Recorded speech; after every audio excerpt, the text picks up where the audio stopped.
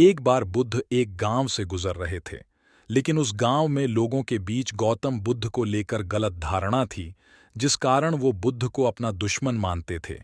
जब उस गांव में बुद्ध आए तो गांव वाले उन्हें बहुत भला बुरा कहने लगे और बद-दुआएं देने लगे। लेकिन इसके बावजूद भी बुद्ध गांव वालों की बात शांति से और मुस्कुराकर चुपचाप सुनते रहे। गांव वालों ने देखा कि उनकी बातों का बुद्ध पर कोई असर नहीं हो रहा है और वे विनम्रता से उनकी बातें सुन रहे हैं। गांव वाले जब बोलते बोलते थक गए तो आखिर में बुद्ध ने कहा कि यदि आप सभी की बातें समाप्त हो गई हो तो मैं अब प्रस्थान करूं।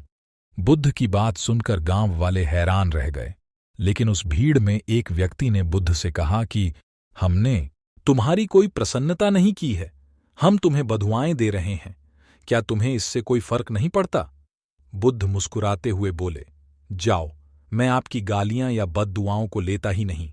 आपके द्वारा दी गई गालियों से भला मेरा क्या होगा, जब तक कि मैं आपकी गालियों को स्वीकार ही नहीं करता, इसका कोई परिणाम ही नहीं होगा। जानते हैं, कुछ दिन पहले एक व्यक्ति ने मुझे बहुत सारे उपहार दिए, लेकिन मैंने उसे लेने से मना कर दिया। जब मैं लूंगा ही नहीं तो कोई मुझे कैसे दे पाएगा?